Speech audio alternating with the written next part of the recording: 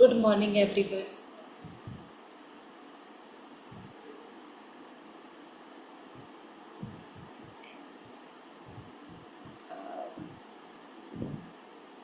आज का सेशन जैसे कि कई बार हम ले चुके हैं और मुझे जहाँ तक लगता है, मुझे ऐसा लगता है कि आप सारे ही लोग बहुत इन्जॉय करते हैं इसको। जितने पार्टिसिपेशन करते हैं वो लोग तो ज़रूर इन्जॉय करते हैं। आप में से बहुत सारे ऐसे लोग हैं जो जो लिखते हैं, उससे ज़्यादा आप अपने कंज्यूमर को काउंसलिंग अच्छी कर पाते होंगे। तो यहाँ भी पार्टिसिपेट कीजिए, आपको लिखने में और हिस्सा लेने में बहुत अच्छा लगेगा। जब आप दूसरों के साथ अपनी नॉलेज को शेयर करेंगे, हमारी सबकी कुछ ना कुछ स्पेशलिटी होती है, आप शायद कुछ अच्छा शेयर कर पाएंगे। तो कुछ पॉइंट्स ऐसे होते हैं कि शायद वो आपको और बेहतर तरीके से आते होंगे। तो कोशिश कीजिए। अभी यहाँ 26 पार्टिसिपेंट्स हैं।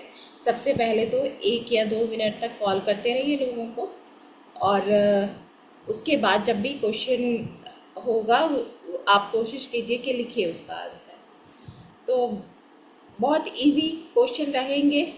वो इसलिए हैं कि जो हमारे वो साथी जो अभी सीख रहे हैं और इस बैकग्राउंड से, या उनको बिल्कुल भी पहले नॉलेज नहीं थी, लेकिन वो बहुत कुछ अपना ट्रांसफॉर्म कर चुके हैं, बहुत सीख चुके हैं, तो उनको भी सारी चीज़ें इजीली समझ में आए। और वही क्वेश्चन अगर रिपीट होंगे जो वो पहले सुन चुके हैं, जो सेशन में बोले जा चुके हैं, तो उनके सामने जब वो आएंगे और उनके आंसर आएंगे तो उनके लिए वो बहुत बेनिफिशियल होंगे। रैंडमली कहीं से भी कोई क्वेश्चन है, और मैंने कोशिश की है जिन टॉपिक्स पर जून में बात हुई थी हम उसी से रिलेटेड बात करें। तो आयरन के एब्जॉर्प्शन को कौन है जो बढ़ा देता है? मैं चैट पे आ जाती हूँ, आप लोग भी आ जाइए। किसकी वजह से आयरन का एब्जॉर्प्शन थोड़ा सा, मतलब थोड़ा सा क्या ज़रूरी, उसी की वजह से बढ़ जाता है?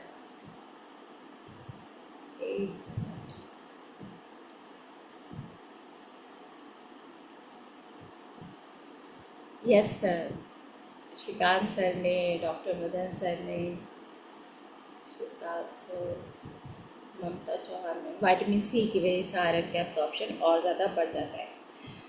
सबसे ज़्यादा सटाइटी किस मैक्रोन्यूट्रिएंट से होती है? सटाइटी मीन्स हमारा पेट भरा भरा किससे रहता है? क्या हम ऐसा खाते हैं जिससे हमारा पेट भरा भरा रहता है?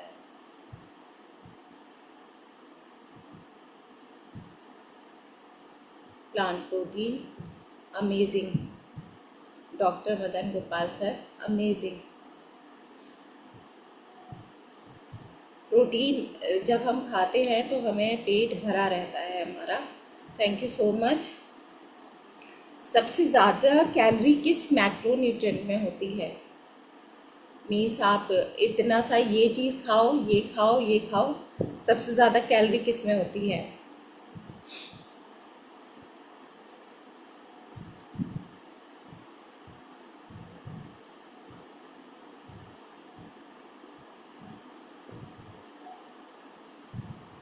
और भी पार्टिसिपेंट, ममता चौहान मैम, अमेजिंग। फैट में सबसे ज़्यादा कैलोरी होती है। अगर हम 1 ग्राम फैट खाएंगे तो तकरीबन 8 से 9 10 कैलोरी उसमें होगी, और 1 ग्राम प्रोटीन या कार्बोहाइड्रेट खाएंगे तो उसमें 4 या 5 कैलोरीज होंगी। अमेजिंग। न्यूट्रिशन का एब्जॉर्प्शन पता नहीं, मुझे ऐसा तो नहीं लग रहा, लेकिन ये क्वेश्चन बहुत इजी है। लेकिन कभी ना कभी हमारी बातों में, हमारे उसमें ये सामने आते हैं। न्यूट्रिशन का एब्जॉर्प्शन मेनली कहाँ होता है? जब भी हम कुछ खाते हैं तो एब्जॉर्प्शन कहाँ होता है मेनली? गट। अमेजिंग।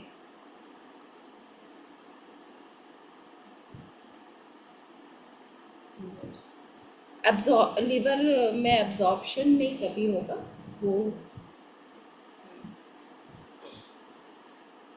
मुझे ऐसा लग रहा है कि छोटे छोटे क्वेश्चन ही थोड़े ज़्यादा वो हो गए। एब्जॉर्प्शन देखिए, सबसे पहले जो है वो डाइजेशन होना शुरू हो जाता है, ठीक है, वो मुंह से ही शुरू हो जाता है डाइजेशन। लेकिन जब तक खाना मुंह में और स्टमक में जाता है, स्टमक में तो एक वो काइम बनता है उसका खाने का ना, वो बस ऐसे ऐसे होता है। एब्जॉर्प्शन स्टार्ट होता है स्मॉल इंटेस्टाइन में जाकर, जब वो खाना आखिर में चीज़ों में टूटने लगता है। अच्छा, यहीं पे थोड़ा बता सकते हैं कि वो प्रोटीन अपनी किस स्मॉल यूनिट में टूटता है, कार्बोहाइड्रेट किस स्मॉल यूनिट में टूटता है, फैट किस स्मॉल यूनिट में टूटता है, उसको क्या कहते हैं जब वो उसका एन यूनिट बन जाता है तो?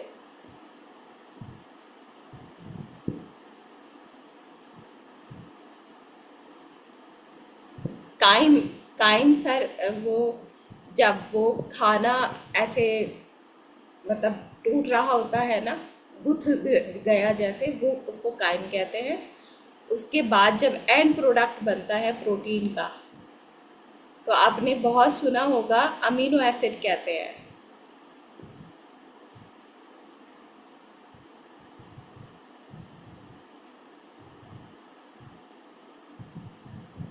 यस सर, कार्ब का ग्लूकोजन, ग्लूकोज जो होता है वो कार्ब का होता है। और फैट का कोई बताएगा एन यूनिट?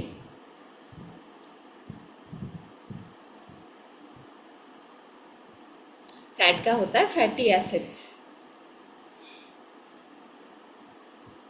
ये सब आप सुन ही रहे हैं, और कुछ दिन में आप बहुत ज़्यादा इसके बारे में बात कर रहे होंगे। ये मुझे थोड़ा सा ऐसा लगा कि बहुत छोटी चीज़ें थी, लेकिन कुछ कमी रही या तो। अच्छा चलिए, वात बढ़ने से कौन सी प्रॉब्लम होती है? वात दोष बढ़ने से कौन सी प्रॉब्लम होती है? अमेजिंग, गैस होती है, जॉइंट पेन भी होता है, दर्द भी होता है। Thank you so much. दर्द होता है, सारे ही होते हैं। उसका मीन्स स्ट्रेस भी होता है, और स्ट्रेस की वजह से सबसे पहले गट खराब होता है, दर्द भी बहुत जल्दी होते हैं उसकी वजह से। Thank you so much. पित्त बढ़ने से कौन सी प्रॉब्लम होती है?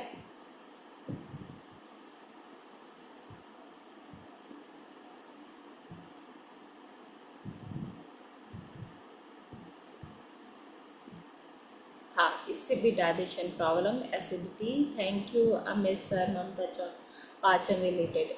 Thank you so much. कफ बढ़ने से कौन सी प्रॉब्लम होती है?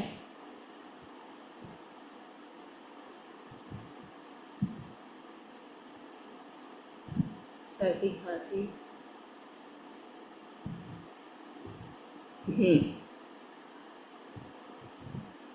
जुकाम सर्दी।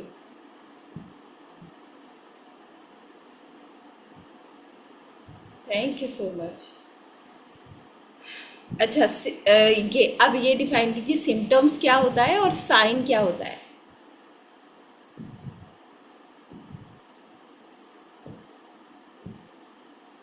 थोड़ा सा लिखना पड़ेगा इसमें।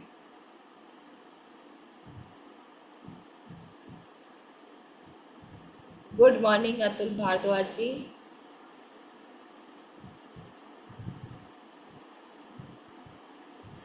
साइन और सिम्टम में क्या डिफरेंस है?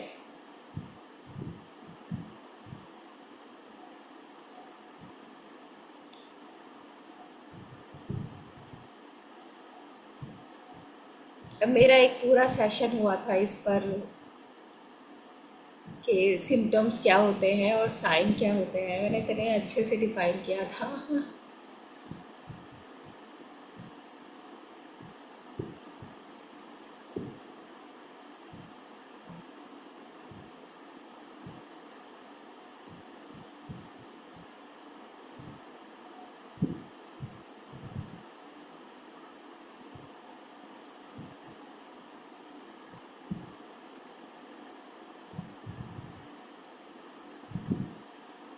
मैं सुनना चाहती हूँ इसका आंसर कि सिम्टम्स क्या होते हैं और साइन क्या होते हैं।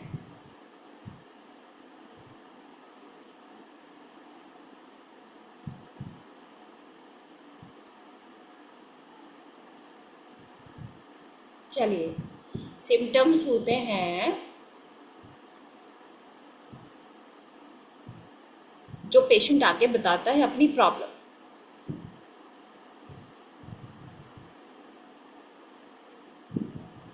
और साइन होता है जो डॉक्टर देखता है, जो फीवर देखता है वो कि कोई कभी कभी वो चाल ख़राब हो जाती है, चाल देखता है, कभी वो कोई मतलब सूजन हो रही होती है, कहीं पर कोई चीज़ रेड हो रही होती है, और वो पतला हो रहा है, थकान जैसा दिख रहा है, उसके फीवर जैसे आपको समझ में आ रहे हैं, तो जब वो चीज़ें देखता है खुद, वो होता है साइन।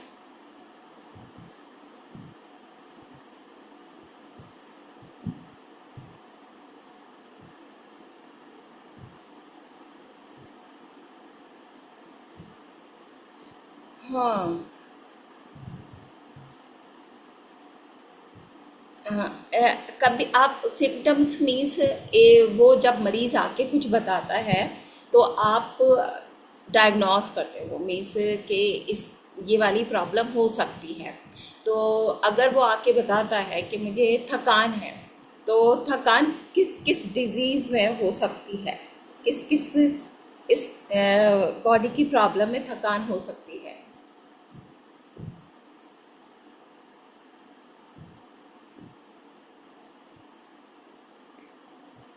क्या क्या आपके माइंड में आ जाएगा कि ये इसको प्रॉब्लम हो सकती है।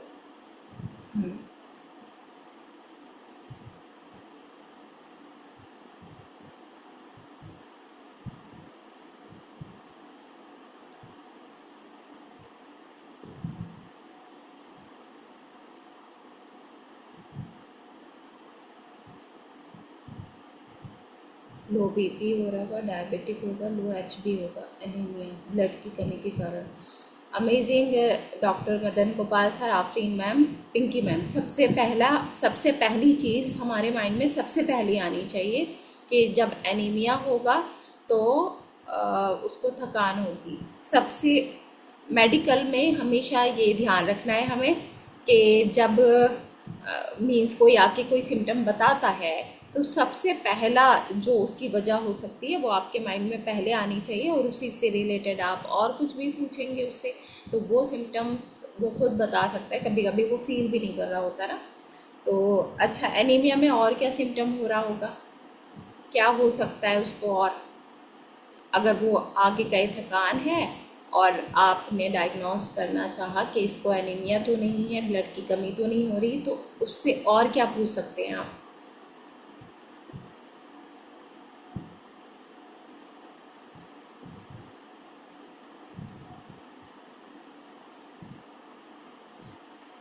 स्लीप प्रॉपर आ रही है या नहीं, स्किन खराब होगी।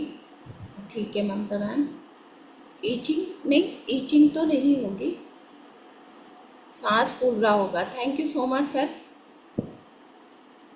नेल्स वाइट हो रहे होंगे। अगर फीमेल होगी तो उससे आपको सबसे पहले पूछना है कि उसके पीरियड्स कैसे आ रहे हैं। एनी फीमेल्स में एनीमिया का कॉज, सबसे बड़ा कॉज पीरियड्स की वजह से होता है।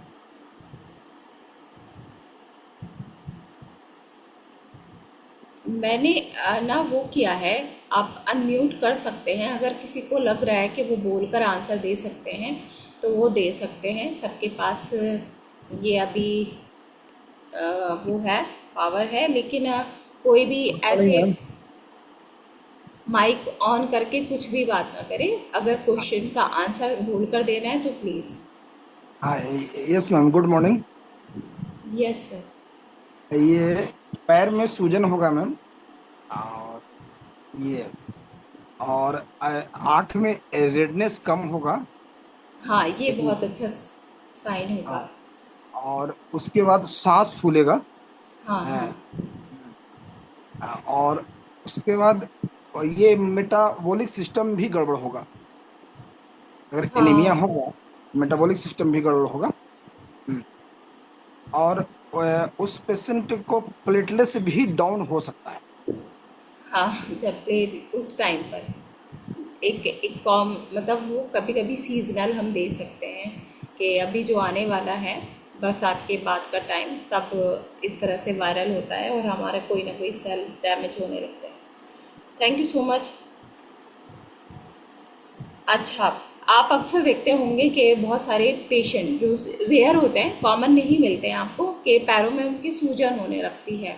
तब कौन कौन से सिस्टम की वजह कि मतलब सिस्टम अगर इन्वॉल्व है, यानी कि कोई कोई सी कौन सी प्रॉब्लम ऐसी हो सकती है कि उसकी वजह से उसके पैरों में सूजन हो सकती है।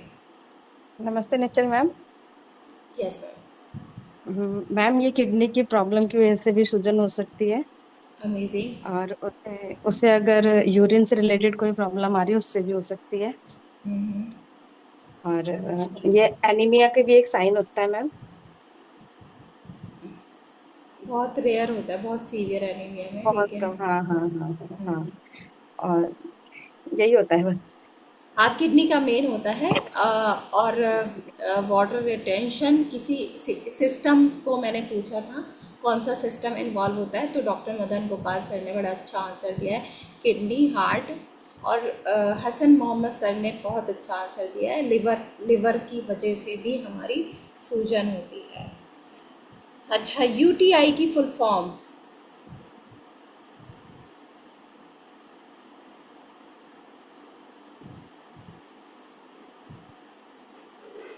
Urinary tract infection.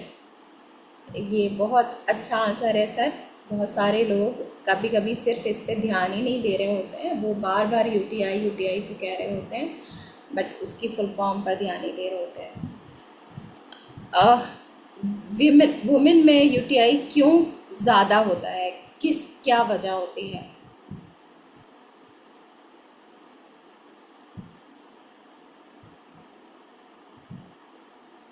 पानी कम पीने के कारण मैम। और वो बर्म की दवा भी नहीं ले पाती हैं, इसलिए भी होता है यूटीआई। मैम, यूटीआई जो इन्फेक्शन है, मेनली हाइजीन जो होता है, जो फीमेल है वो प्रॉपर मेंटेन नहीं कर पाती है। थैंक यू सो और much. Thank you ma'am. Thank you so much. अब ब्रजेश सर का आंसर सबसे सही है। यूरिनरी ट्रैक्ट छोटा होता है उनका, इसलिए उनको ज़्यादा होता है। यूटीआई का सबसे कॉमन कॉज क्या है, ये तो शायद ज़रूर से आपको सबको जिसको नहीं पता है वो पता होना चाहिए। डॉक्टर मदन सर, आपका भी आंसर ठीक है कि वो थोड़ा सा ब्रॉड होता है उनका यूरेथ्रा, मेल के अकॉर्डिंग, और छोटा होता है।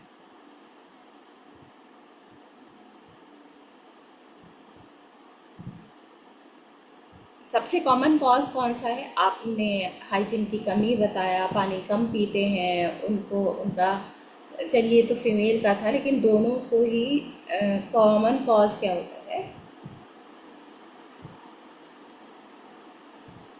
बैक्टीरियल इन्फेक्शन के वजह से वहाँ पे। Thank you so much. Common cause वही है, बैक्टीरियल इन्फेक्शन की वजह से। ठीक है। यूटीआई का सबसे कॉमन सिम्टम्स कौन सा होता है, कैसे, क्या आके सबसे ज़्यादा कहेगा patient? Urine burning ma'am. Amazing, thank you so much.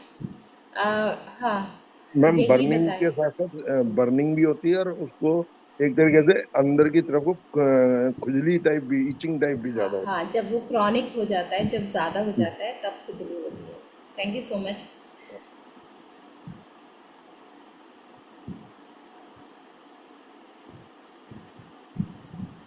अच्छा, कौन सी इन्वेस्टिगेशन कराते हैं फिर, क्योंकि ये बैक्टीरियल इन्फेक्शन होता है?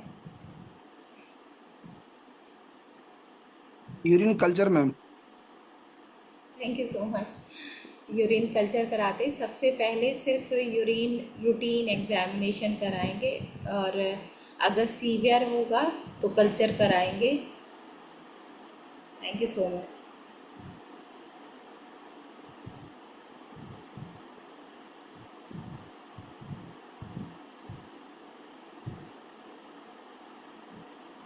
एक्सरसाइज क्यों इम्पोर्टेंट है?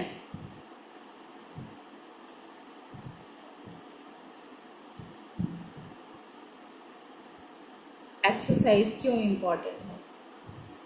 अमेजिंग। सर्कुलेशन के लिए, एक एक आर्गन को दूसरे आर्गन से सबसे ब्लड ज़्यादा ब्लड ब्लड सर्कुलेशन के लिए। हमारे हार्ट के लिए, हमारे कार्डियोवास्कुलर सिस्टम के लिए सबसे ज़्यादा इम्पॉर्टेंट है, उसके बाद मसल्स के लिए है। ठीक है।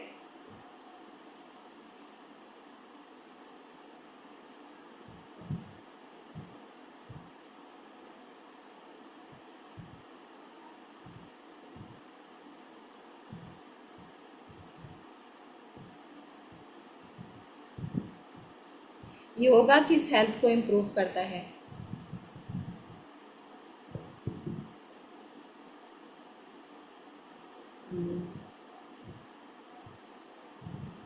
बॉडी को भी करता होगा। Body, mental health, relaxation. Relax करता है बॉडी को, फ्लेक्सिबिलिटी देता है और रिलैक्स करता है, और मेंटल और फिज़िकल दोनों हेल्थ के लिए इम्पॉर्टेंट है। हमारी जो एक्सरसाइज है वो फिज़िकल हेल्थ के लिए मेनली इम्पॉर्टेंट है। एक्सरसाइज का बोन हेल्थ। बॉडी के ग्लैंड्स को रीजनरेट कर। Thank you so much. Exercise का बोन हेल्थ पर क्या इफेक्ट पड़ता है?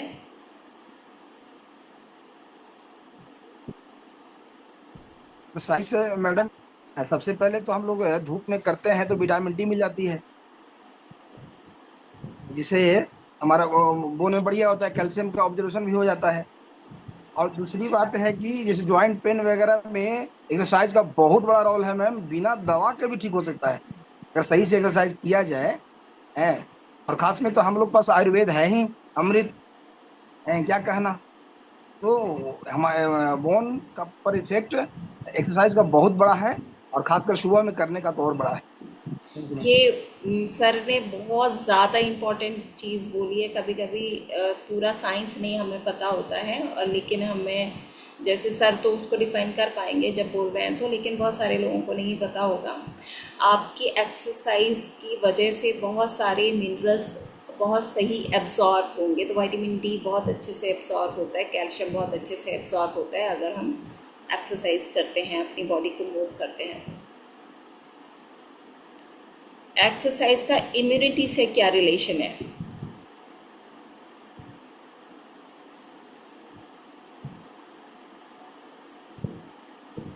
मैम बॉडी का सिस्टम बिल्कुल सही चलता है, और जो हमारा ब्लड सर्कुलेशन भी होता है, और जो हमारा मेंटल हेल्थ है वो भी, उसको भी, ब्रेन को भी ऑक्सीजन मिलना शुरू हो जाता है। Thank you so much sir. आप तो पूरे अच्छे से डिफाइन कर ही सकते हैं इसको। वो वही है, जैसे सर ने बताया अभी, कि जब हम एक्सरसाइज करेंगे तो हमारा सर्कुलेशन अच्छा होगा, और सारे मिनरल्स, इवन इम्यून सेल्स भी हर सेल्स तक पहुंचेंगे वो। ओवर थिंकिंग को कोई डिफाइन करेगा क्या है ओवर थिंकिंग? बड़े सिंपल वर्ड्स में, क्योंकि कभी कभी बहुत सारे लोग उसको डिफाइन भी नहीं कर पाते हैं। नमस्ते Nitin ma'am. Yes sir. Over thinking होता है जैसे कि हम कुछ मतलब टेंशन में होते हैं और प्रॉब्लम होती है छोटी सी, और हम उसके बारे में पता नहीं क्या क्या क्या क्या दिमाग में सोचते रहते हैं, तो छोटी सी प्रॉब्लम को बहुत बड़ा बना देते हैं, और फालतू में उस चीजों को सोच सोच के डरना शुरू कर देते हैं, पैनिक होना शुरू कर देते हैं। वो हाँ, होती है ओवर थिंकिंग। फिर रिजल्ट क्या मिलता है हमें उसका? मैम इसका रिजल्ट होता है कि हमें ना नींद नहीं आती, और फिर टेंशन में ही रहते हैं, उसको वो बोलते हैं। कार्टिसोल मिल जाता है हमें। ठीक है। हाँ मैम, कार्टिसोल रिलीज होने लगता है ना। हाँ, thank you so much. Thank you उस समय एवरीवन। कोई बात भी करता है तो अच्छा नहीं लगता है, कोई अच्छा बात भी बोलता है मैम तो अच्छा नहीं लगता है।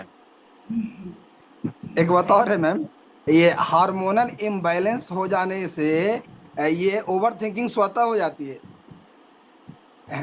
हाँ, ये भी है। ये भी एक साइंस है कि आप अगर डिप्रेशन से तो होता ही है, डिप्रेशन से तो होता ही है, लेकिन नहीं, डिप्रेशन हार्मोनल से इम्बैलेंस होने से स्वतः हो जाती है। डिप्रेशन की वजह से ओवर थिंकिंग नहीं होती है, ओवर थिंकिंग की वजह से डिप्रेशन होता है।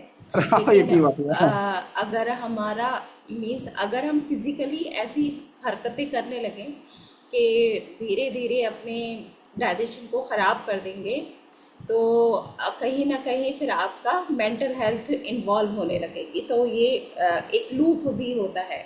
बहुत सारे लोग बड़े अच्छे से अपनी चीज़ों को हैंडल और सब कुछ कर लेते हैं, बट वो बहुत मीन्स महीनों तक ख़राब खाना या प्रोसेस फूड खाना या टाइम से ना खाना या ओवर ईटिंग करना स्टार्ट कर दें, तो बहुत दिन बाद उनका वात दोष बढ़ जाएगा और फिर मेंटल हेल्थ मतलब इन्वॉल्व होना स्टार्ट हो जाएगी। Good morning ma'am. Thank you sir ji, good morning. Overthinking का सबसे बड़ा रीजन है ज्ञान का नहीं होना। अच्छा, ठीक है। अब आंवला के बारे में पूछना चाहती हूँ मैं, आंवला का बॉटनिकल नेम क्या है?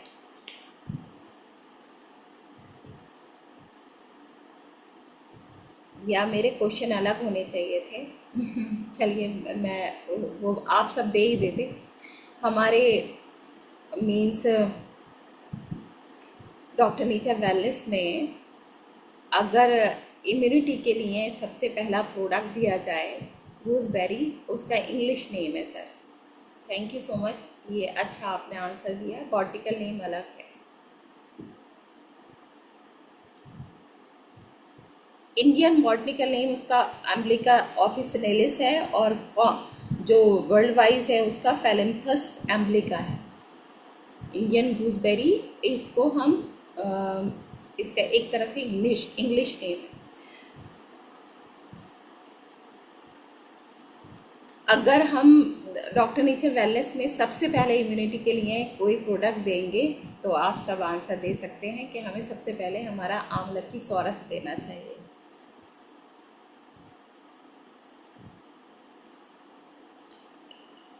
किन कंडीशन में सबसे ज़्यादा बेनिफिशियल होता है आंवला? आंख और त्वचा के ये रोग में मैम। अमेजिंग।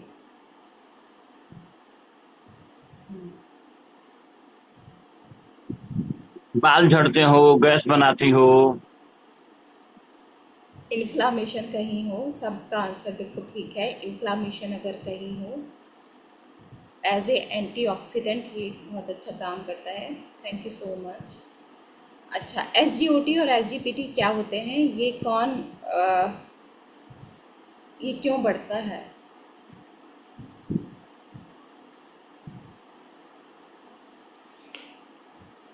लीवर के फंक्शन गड़बड़ होने के कारण एसजीओटी और एसजीपीटी दोनों बढ़ता है ma'am.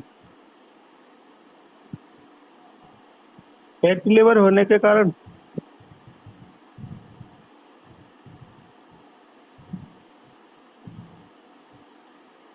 Thank you so much, सबके आंसर सही हैं। ये हमारी लिवर सेल्स जिसको हेपेटोसाइट्स कहते हैं, वहाँ पर इंक्रीज़ होता है और एक एंजाइम होता है। जब भी वहाँ इन्फ्लामेशन होगा, मतलब सेल में ही सबसे पहले होगा ना, कोई भी डिज़ीज़ जब होगी तो हर सेल में एक इन्फ्लामेशन होगा।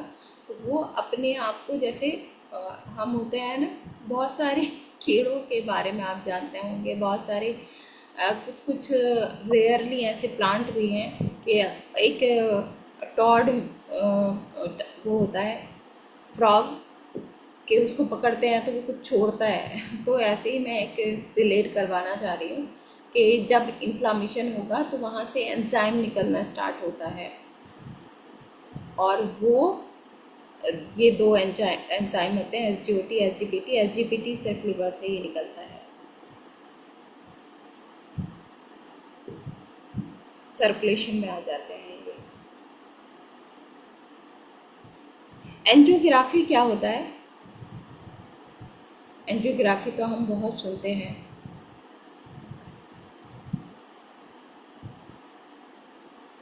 हार्ट से प्रॉब्लम होने पर एंजियोग्राफी कराते हैं मैम।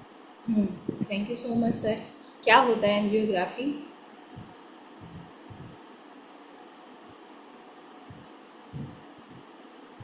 बॉडी के अंदर नसों का ब्लॉकेज कितना सीवियर है देखने के लिए। Thank you so much. और कोई?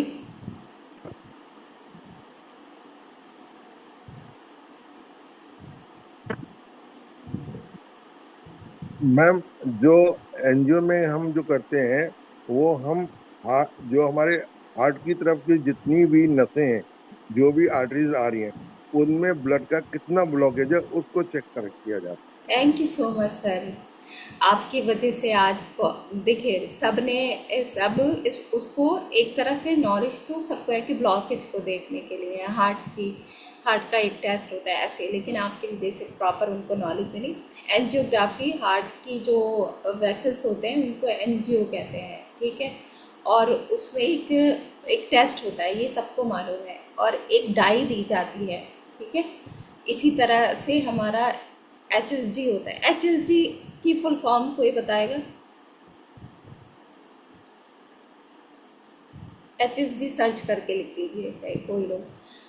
तो वहाँ पे एक डाई दी जाती है और फिर उसकी पिक्चर ली जाती है, जैसे एक्सरे लिया जाता है ना, आपकी बोन का स्केलेटन देखने के लिए एक्सरे लिया जाता है।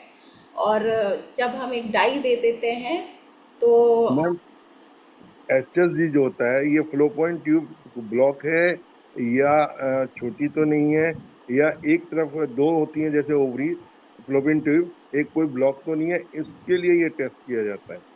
Thank you sir. हिस्टोपैथोलॉजी बोलते हैं इसको, हिस्टोपैथो में लेते हैं इसको। सेल्फ इंजियोग्राफी, सर हाँ, सेल्फ सॉरी इंजियोग्राफी, सेल्फिंज हाँ, कहते हैं। हाँ। Fallopian tube. आफरीन मैम ने जी मैम। ChatGPT या किसका यूज़ अच्छा कर लिया आफरीन मैम ने, है हिस्ट्रो नहीं कहते हैं। जी नहीं सर, जी। आपने तो डिफाइन किया है तो आप तो जानते ही हैं।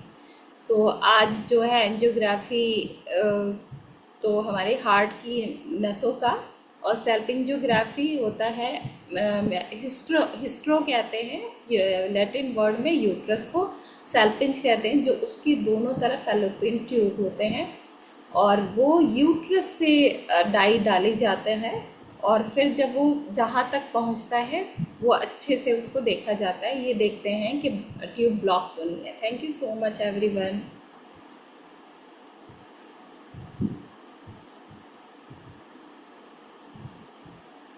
अब मैं चाहूँगी कि अगर आपका कोई क्वेश्चन है तो आप लोग पूछ सकते हैं, कोई भी,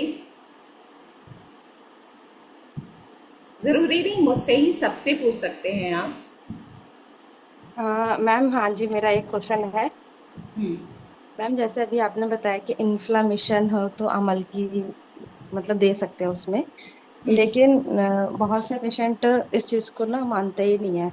वो कहते हैं खट्टे से तो परेशानी होती है, वो खट्टा ही मानते हैं उसको। तो इस चीज का मेरे को कोई प्रॉपर आंसर चाहिए ma'am.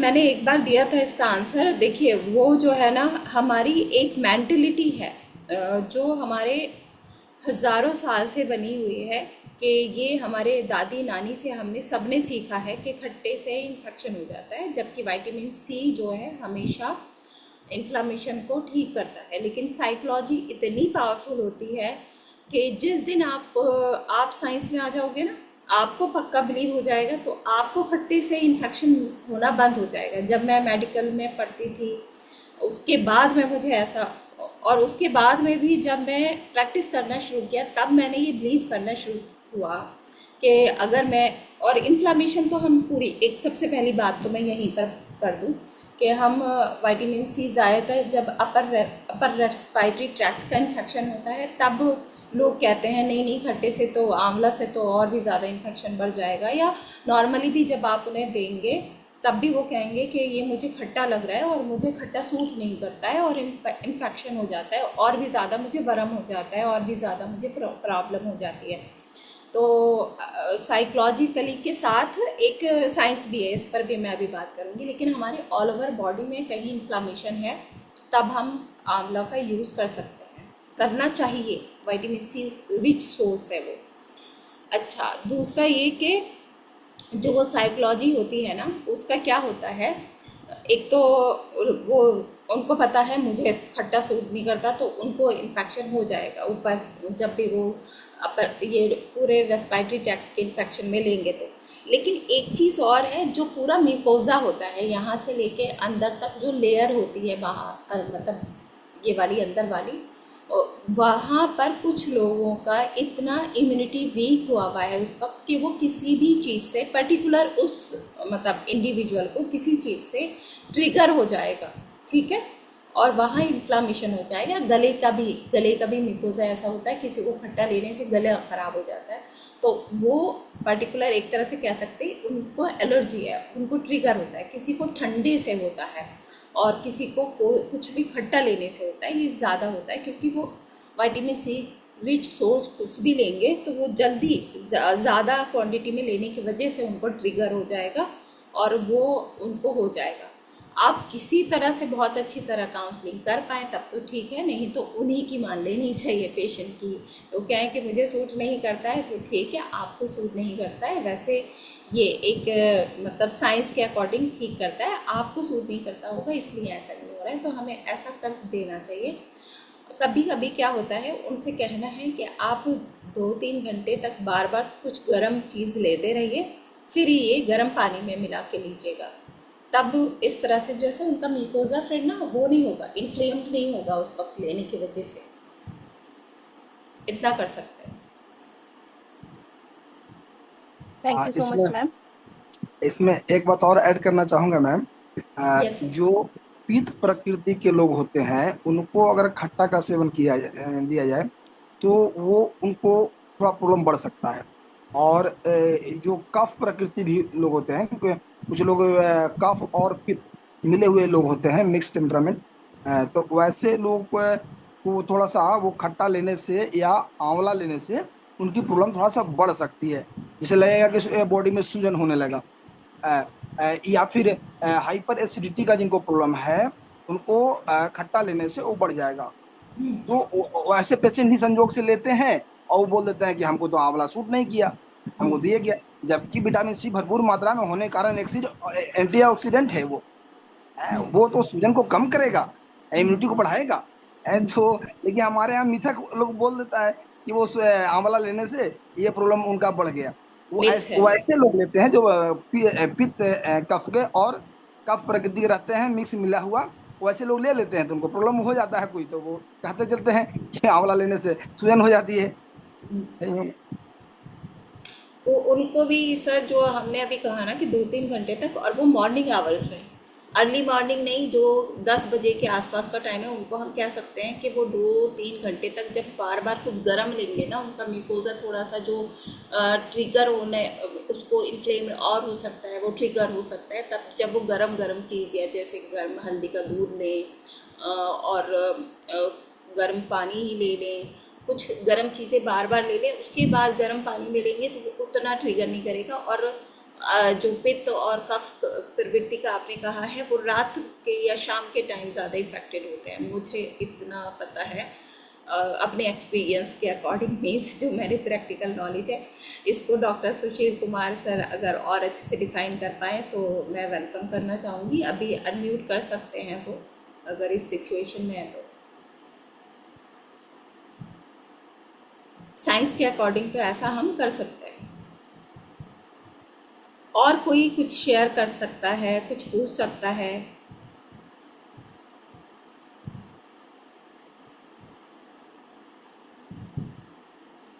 Then thank you so much. आज का सेशन मैम एक क्वेश्चन मेरा भी है। जी जी जी, थैंक यू सर। एक्चुअली एक पेशेंट हैं जिनको ना पूरे बॉडी में सोरायसिस है और वो मतलब सीवियर टाइप सोरायसिस है। तो उनको अपने पैनल से हम लोगों ने कुछ मेडिसिन सजेस्ट करवाए हुए हैं और उनको जैसे परहेज में खट्टा मना किया गया है और अभी हम लोग खट्टे की ही बात कर रहे थे। तो मैं थोड़ा सा समझना चाह रहा था कि खट्टे में जैसे उनको नींबू भी हम लोग नहीं दें क्या? खट्टे में जैसे आंवला जो है वो तो अभी नहीं दे रहे हैं हम लोग, और जैसे वो क्या कहते हैं, दही ये भी मना किया हुआ है, अचार मना किया हुआ है, नींबू के लिए स्पेशली मैं जानना चाह रहा था कि क्या नींबू भी हम लोग परहेज में रखें या नींबू दिया जा सकता है परहेज में उनको? रखिए, फिर कोई नींबू की ज़रूरी नहीं है। प्रवृत्ति कुछ अलग होती है। देखिए इम्यूनिटी को वहाँ पे ना अभी भी हमारी आंवला पर जो बात हो रही थी इम्यूनिटी के लिए, और जो वो एक तो आप बता रहे सीवियर कंडीशन है, वो हल्का जी फुल्का भी जी। नहीं है इन्फेक्शन, और क्रॉनिक होता है, सालों से होता है। तो हाँ, वो उसकी 12 उस साल से 12-13 उसको साल से तो है। बहुत अच्छे से इम्यूनिटी प्रोडक्ट दिए गए होंगे ज़रूर से, जहाँ तक हम्म मुझे हम्म पता हम्म हम्म।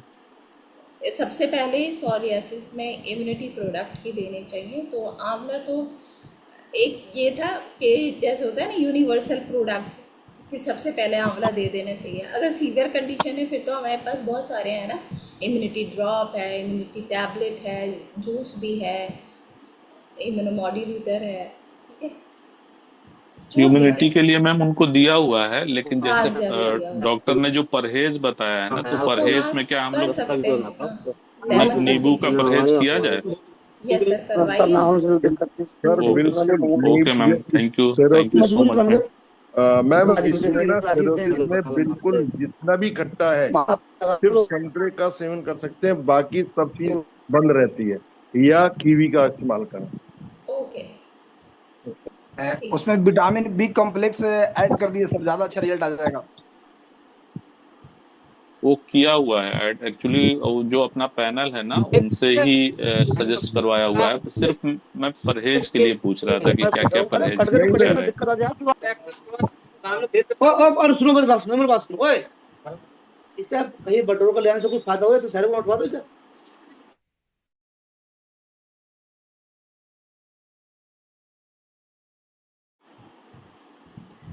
Thank you so much. मेरी तरफ से ये सेशन कंप्लीट हो चुका है। Over to you Amit sir. Thank you ma'am, thank you. बहुत अल्टीमेट सेशन रहा आज आपका।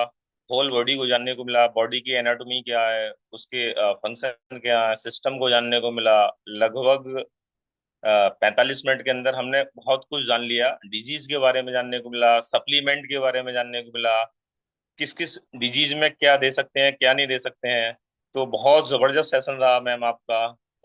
मैं चाहता हूँ मैम का जो सेशन रहा, जो कुछ सीखने को मिला है हमें, हम चैट बॉक्स में लिखें और उसके बाद हम क्लब चैतन्य जीवन में मैम के बारे में जाके लिखेंगे।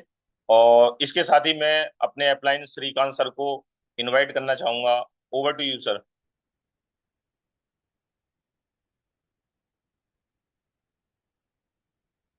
Thank you so much Azma ma'am and Amit sir. और हमें हम कितने पानी में है ये हमें तो पता चलता है जब हम सवालों के जवाब देते हैं, क्योंकि बहुत सारी नॉलेज एजुकेशन हम इकट्ठी करते जा रहे हैं।